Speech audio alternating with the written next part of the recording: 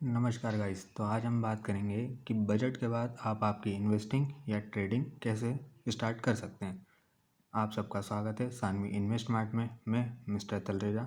आइए चलिए बात करते हैं इन्वेस्टिंग और ट्रेडिंग में क्या अंतर है। सबसे पहला इन्वेस्टिंग। इन्वेस्टिंग आप 3 प्रकार से कर सकते हैं, स्टॉक, म्यूचुअल फंड और ETF। आइए इन तीनों को एक एक करके समझते हैं। सबसे पहला स्टॉक। स्टॉक होता क्या है? स्टॉक आप किसी भी कंपनी में उसके शेयर खरीद या बेच सकते हैं। जैसे ही आप उसके शेयर खरीदते हैं तो आप उस कंपनी की एक ऑनरशिप पाते हैं। आप स्टॉक खरीदने के लिए उसकी 2 चीज़ें सबसे इंपॉर्टेंट है, एक उसके फंडामेंटल एनालिसिस करके या टेक्निकल एनालिसिस करके। फंडामेंटल और टेक्निकल एनालिसिस हमने हमारी चैनल पे शॉर्ट्स और वीडियो डाल रखे हैं, आप उधर से जाके देख सकते हैं। उसमें आपको पता चलेगा कि उसका पी रेशियो क्या है, बुक वैल्यू क्या है, कंपनी कितना प्रॉफिट कर रही है, कितने लॉस में है, उसके सारे फंडामेंटल एनालिसिस होते हैं। टेक्निकल एनालिसिस यानी कि आप उसका चार्ट देख के कि कंपनी आगे क्या क्या करेगी, आज तक उसका वीक में, मंथ में उसका क्या पैटर्न है, इस प्रकार से आप उसका पता कर सकते हैं। दूसरा होता है म्यूचुअल फंड्स। म्यूचुअल फंड्स एक प्रकार का एक कंपनी होती है जिसमें आप आपका पैसा किसी और पर्सन को देते हैं, जहाँ पे वो लोग एक फंड मैनेजर होता है जो कि बहुत प्रोफेशनल एक्सपीरियंस पर्सन होते हैं। वो आपका पैसा एक इन्वेस्ट करते हैं, जिससे आप उनसे रिटर्न मिलता है, वो आपको कुछ कट करके आपको रिटर्न्स में देते हैं। अगर आप खुद से किसी म्यूचुअल फंड को देखना चाहते हैं तो उसके लिए आपको एक्सपेंस रेशियो समझना पड़ेगा, एग्जिट लॉस समझना पड़ेगा, टाइम पीरियड मैटर करता है और उसकी म्यूचुअल फंड की होल्डिंग किस किस में है। एक्सपेंस रेशियो वो होता है कि जब आप उसमें कुछ पैसा डालते हैं तो उसमें से आपका कितना पैसा कटेगा। सब म्यूचुअल फंड का अलग अलग एक्सपेंस रेशियो होता है।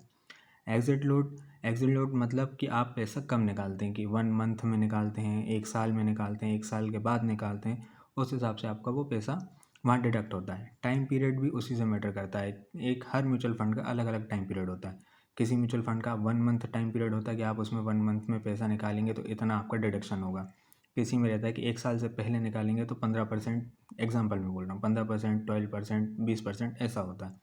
होल्डिंग्स इसलिए देखना ज़रूरी है कि किस म्यूचुअल फंड की कहाँ कहाँ होल्डिंग्स हैं। इन सब की बातें आप मेरे आने वाली वीडियोस में देखेंगे, जिसके लिए आप मेरा चैनल सब्सक्राइब कर सकते हैं, जिससे आपको अपडेट मिलता रहे।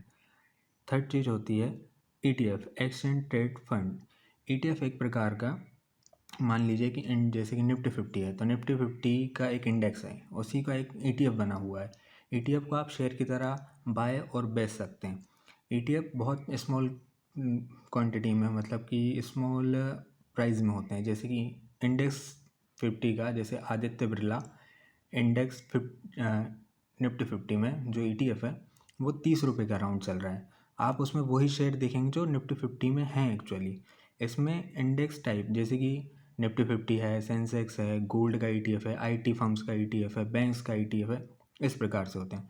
उसमें भी एक्सपेंस रेशियो होता है। उसमें एक्सपेंस रेशियो म्यूचुअल फंड के कंपैरिजन में बहुत कम होता है और उसमें एग्जिट लोड कोई होता ही नहीं है। रिटर्न्स आप देख सकते हैं कि 1 साल में कितना दिया। जैसे जैसे मान लीजिए आप निफ्टी 50 का इंडेक्स देखते हैं, जैसे जैसे उसका इंडेक्स अप होगा वैसे वैसे उसका ETF भी अप होगा। अगर मान लीजिए वहाँ पे इंडेक्स डाउन होता है तो ETF भी डाउन हो जाएगा। इस प्रकार से ये रहता है। हम आने वाली वीडियोज़ में हम आपको ETF के बारे में भी सजेशन देंगे, जिससे आप चेकआउट कर सकते हैं। अब होती है ट्रेडिंग। ट्रेडिंग मोस्टली 2 प्रकार की होती है, एक होती है इंट्राडे, एक होती है F&O। ट्रेडिंग और इन्वेस्टमेंट ये दोनों अलग अलग चीज़ें हैं। इन्वेस्टमेंट आप अपने हिसाब से कि आपको शेयर बाय करना है, म्यूचुअल फंड में लगाना है या ETF में। अगर आपको सबसे कम रिस्क पे लगाना है तो वो ETF होता है, उससे ऊपर म्यूचुअल फंड होता है और सबसे ऊपर शेयर्स होते हैं। आप अपने हिसाब से इन्वेस्टमेंट कर सकते हैं। लेकिन ट्रेडिंग एक अलग चीज़ है। ट्रेडिंग आपकी पूरी टेक्निकल बेसिस पे चलती है। इसमें हम बात करें इंट्राडे की, तो intraday day trading, buying and selling stock with in a same day trading. जैसे मान लीजिए कि 9:15 पे आपका मार्केट खुलता है। आज आप एग्जांपल के लिए टाटा स्टील का इंट्राडे करते हैं। इंट्राडे में आपको मार्जिन मिलता है, वो अलग अलग ब्रोकरेज अलग अलग उस पर देता है। जैसे कोई 5% देता है, कोई 2% देता है, कोई 3.5% देता है। ऐसा आपको ब्रोकरेज उसके मिलता है, मार्जिन मिलता है। जैसे कि अब आपको लगता है कि आज टाटा स्टील का इंट्राडे करेंगे तो वो बढ़ेगा। अगर आपने उसको बाय किया और वो बढ़ गया, जैसे कि कुछ भी मान लीजिए कि आज टाटा स्टील 160 रुपये, अगर आपको लग रहा है कि आज वो बढ़ेगा तो वो 165 हुआ। आपने अच्छी खासी लॉट क्वांटिटी में आपने उसको ख़रीदा, 165 गया और आपको वही इंट्राडे में आपको 3:15 यानी कि मार्केट क्लोज से पहले आपको उसको बेचना ही पड़ेगा, नहीं तो ऑटो स्क्वायर ऑफ होने के कारण आपकी पेनल्टी लग सकती है। दूसरी चीज़ होती है ऑप्शन ट्रेडिंग। ऑप्शन ट्रेडिंग एक वीक के लिए होती है और एक्सपायरी, इसका हमने एक वीडियो बनाया है कि कब किसकी एक्सपायरी होती है, आप वो भी जाके देख सकते हैं।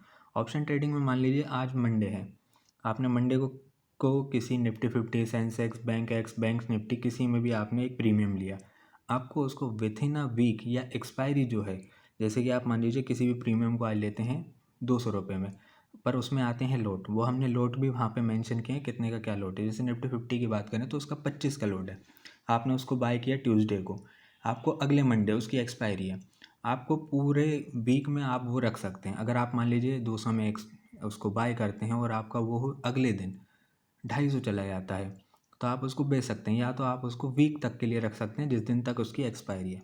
फिर आती है एक ऑप्शन ट्रेडिंग, सॉरी, फिर आती है एक फ्यूचर ट्रेडिंग। फ्यूचर ट्रेडिंग एक मंथ की होती है, वो सब स्टॉक की अलग अलग होती है। जैसे कि आपने आज किसी शेयर को बाय किया या सेल किया, आप उसको 1 मंथ तक आप उसको अपने उसमें रख सकते हैं, ऑर्डर में रख सकते हैं। आप उसको जब चाहें तब बेच सकते हैं। अगर आपको लग रहा है कि ये शेयर बढ़ जाएगा 1 मंथ में, तो आप 1 मंथ के लिए रख सकते हैं, और ये घट जाएगा तो एक उस हिसाब से आप आपका स्ट्रेटेजी प्लान कर सकते हैं। अब जो बात थी कि आफ्टर बजट में क्या हुआ कि पहले जो STGCG यानी कि शॉर्ट टर्म कैपिटल गेन, ये जो था पहले था शॉर्ट टर्म कैपिटल गेन होता क्या है, पहली बात तो हम आपको ये बताते हैं।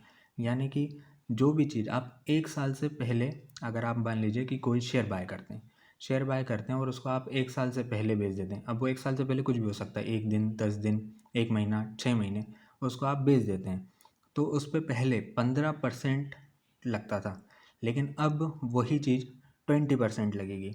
और LTCG यानी कि लॉन्ग टर्म कैपिटल गेन, यानी कि कोई शेयर आप बाय करते हैं और उसको आने वाले 1 साल के बाद, 2 साल, 3 साल या 10 साल बाद बेचते हैं, तो वो पहले 10% लगता था, जो कि अब बढ़कर 12.5% हो गया। इसके अलावा भी बहुत सी चीज़ें होती हैं, जैसे ब्रोकरेज चार्ज। हर ब्रोकरेज यानी कि किसी की भी बात करें, Zerodha, angel one, groww, upstox, इन सब का ब्रोकरेज चार्ज अलग अलग होता है। जैसे कि मैं ग्रो यूज़ करता हूँ, ग्रो में स्टॉक बाइंग के चार्जेस अलग हैं, सेलिंग चार्ज अलग हैं। जैसे कि मैं ट्रेडिंग करता हूँ, ट्रेडिंग में मेरे को 20 रुपये प्लस 18% GST देनी पड़ती है। यानी कि मेरा ओवरऑल अगर मैं एक भी ऑप्शन बाय करता हूँ तो उसके लिए मुझे 22 रुपये पे करना पड़ता है। अगर मान लीजिए उसमें मेरा प्रॉफिट हुआ और मैंने उसको सेल कर दिया, तो मुझे 22 रुपये वापस देना है उसको। यानी कि 22 ये 22 वो 44 रुपये तो मुझे उसको देना ही है। ये मैं ग्रो की बात कर रहा हूँ, सबका अलग अलग होता है। अब जैसे कि मैंने मान लीजिए 44 रुपये दे दिए, 44 रुपये होने के बाद मेरा जो टोटल कैपिटल अमाउंट है, यानी कि आप उसको मानिए कि मैंने कोई भी स्टॉक 200 रुपये में ख़रीदा, 250 में बेच दिया, उसमें मुझे 44 रुपये देने ही हैं। लेकिन उसके बाद जो 250 तक का मेरा अमाउंट पहुंचा, उसमें मेरे को उसके बाद उसके GST चार्ज अलग देना है, SST चार्ज अलग देना है, स्टैम्प ड्यूटी चार्ज अलग देना है। ऐसे ही आपका स्टॉक में भी होता है, DP चार्ज होता है। DP चार्ज का जो रूल है वो ये है कि मान लीजिए आपने कोई शेयर बाय किया, आपने आज उसको बाय किया, आप उसको कल बेचते हैं, तो वो हो जाएगा शॉर्ट टर्म CG यानी 20%, जो कि पहले कम था। यानी कि आप उसको बेच सकते हैं। DP चार्ज ये है कि आप कोई भी कंपनी का एक शेयर आज बेचेंगे, जैसे कि आज कोई सा भी डे है, आज बेचेंगे तो उस पर DP चार्ज लगेगा। लेकिन उसी कंपनी का शेयर आप उसी दिन बेचेंगे तो आप पे DP चार्ज नहीं लगेगा। आप एक शेयर बेचें कि 1000 शेयर बेचें, DP चार्ज हमेशा एक ही बार लगता है, पर डे पे लगता है। यानी कि आपने उस कंपनी का शेयर आज बेचा, एक बार DP चार्ज लगा। अगर आपने उसी कंपनी का शेयर दूसरे दिन बेचा तो आप पे फिर DP चार्ज लगेगा। अब मान लीजिए आप पे टाटा स्टील के शेयर हैं, आपने टाटा स्टील के 250 शेयर हैं, आपने आज सोचा कि मैं आज पहले 100 शेयर बेच देता हूँ, तो 100 शेयर पे आपका DP चार्ज लग गया। अब 250 में से 100 गए, आपके पास 150 शेयर बचे, आप सोचे कि 100 और बेच देता हूँ, तो आप 100 और बेचेंगे तो उस पर कोई DP चार्ज नहीं लगेगा। लेकिन वहीं उस दिन ही आपने टाटा स्टील के साथ साथ मान लीजिए आपने NTPC का भी शेयर बेचा, तो आपका NTPC पे भी DP चार्ज लगेगा। इस प्रकार से आप समझें कि आपको कैसे इन्वेस्टिंग करनी है, कैसे ट्रेडिंग करनी है। और भी चीज़ें जानने के लिए आप हमारे चैनल सब्सक्राइब कर सकते हैं, लाइक कर सकते हैं, कमेंट कर सकते हैं कि आपको किस स्टॉक के बारे में जानना है, किस म्यूचुअल फंड के बारे में जानना है, किस ETF के बारे में जानना है। थैंक यू सो मच अभी तक बने रहने के लिए।